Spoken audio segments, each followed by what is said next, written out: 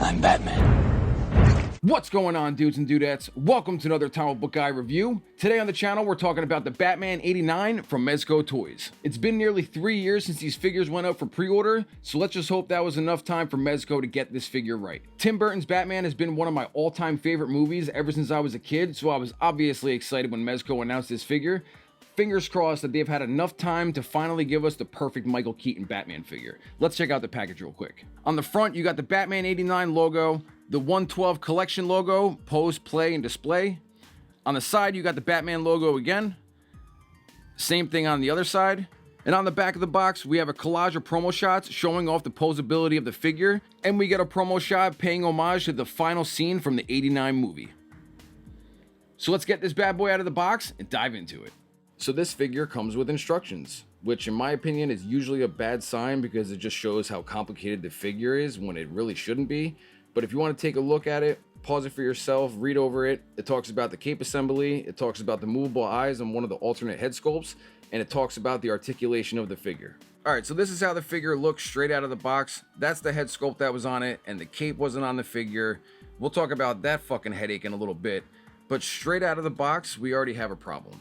There's a white powdery substance all over the figure that I probably could have washed off, but I wanted you guys to see exactly how the figure looks straight out of the box. Honestly, it makes the black look a lot grayer when you compare it to the black on the cowl and the black on the boots. And Mezco did release a statement saying that you could wash it off, but honestly, in my opinion, we shouldn't have to do all that. This is a $130 figure and a 3-year wait on top of that. This figure should be displayable right out of the box. So let's talk about the head sculpt that's on the figure when you open it. This alternate head sculpt has a dial on the back that you could adjust to make his eyes look left and right, kind of like how the Hot Toys head sculpts have. This articulating eye head sculpt is fucking hot dog shit. No matter what way you adjust it, the eyes are always cross-eyed, so you're stuck with a derpy ass looking Batman no matter which way you adjust it. The other 3 head sculpts look great. All 3 of them are on the level of Hot Toys detail in my opinion. You got one straight-faced one, you got one with a slightly open mouth, and then you got one with battle damage. It would have been nice to get an angry expression, maybe like a face mid-fight or something, because 2 of them look very similar. They definitely nailed the head sculpt in my opinion with those 3. The Michael Keaton likeness is great, the eyes look good, the cowl looks good, the logo is accurate. But as far as this head sculpt is concerned, this thing is going in the garbage to never be seen again. And this is the head sculpt, in my opinion, is the best one to display it with. And as far as the mechanism goes for changing out the head sculpts, it doesn't snap on, it's not on a ball joint or anything. There's magnets on there, super simple, boom, goes right on, the magnet feels strong. So it comes with 2 different capes. Both are like a leathery, pleather-like material. This one has no wires in it, so I don't know why you would even use this thing. The other one at least has a wire in every other seam. So there's one there, there's none there. There's one here, none there. One here, not there. Right there, not there, and right here. The mechanism for snapping on the cape is super frustrating and does not work the way it's supposed to. I tried for almost 15 minutes trying to get this fucking thing on and I was ready to throw the figure out the goddamn window. So the way it goes on is snap that off and this is supposed to go right on there. And there's a little piece right there that's supposed to click on the back. It did not want to go on trying it the first time. I had to take long nose pliers and try to push as much of the cloth back that I could, and it still doesn't work the way it should. It's not as easy as it should. And you can even see I pulled some of the fucking string off right there. See all the cloth that's in the way? I still can't get it on, man. Still cannot get this fucking thing on. All right, I'm gonna go off camera and try to get this thing on. All right, so after another 10 goddamn minutes, I think I got it on right. There's still cloth right there that's in the way. So let's see if it sits on flush. All right, yeah. So the cowl sits on flush all the way around once you get the goddamn cape snapped in the way it's supposed to be.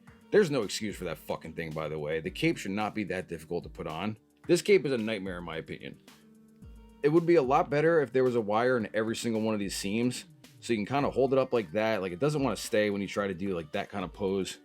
I mean, as far as like jumping off a building, if you had him like on a stand or something, you could probably do cool like wind effects with the cape and stuff like that. But as far as just draping down on his body, it does not look good. Like you want it to be like that. but it does not stay. Looks like that. See, it just doesn't stay. It does not stay. Yeah, this cape is garbage. So this is the best I can get the cape to look. It doesn't hug his body and drape down properly. It just keeps popping up on the sides. If there was wires in every one of the seams, you can probably get it to sit better. But yeah, like the way it looks in the movie, it like hugs his body, it drapes down. It just feels like it doesn't want to do that. Like no matter what you do, it just pops up.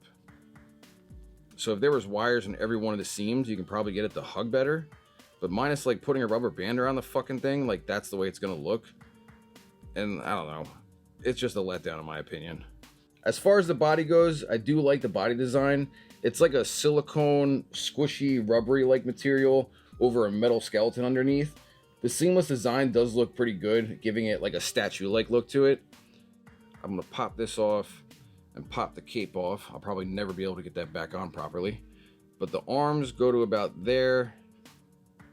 The elbows go to there. I wouldn't push this though, especially for a long period of time. I feel like the rubber might rip. I've seen some pictures online of people either ripping theirs or right out of the box there was defects all over it. Goes back that far, goes forward that far, and again I feel really cautious pushing this. But yeah, like I'd be worried the rubber would rip in there. But you got split action to there. You got full 360 in the wrist. The knee goes to there. So you could get good poses out of this thing, but honestly I'd be really worried about it ripping behind the seams. Foot points down about that much, points up about that much, rock left, rock right. Definitely a positive with this figure is all the accessories that Mezco gives us.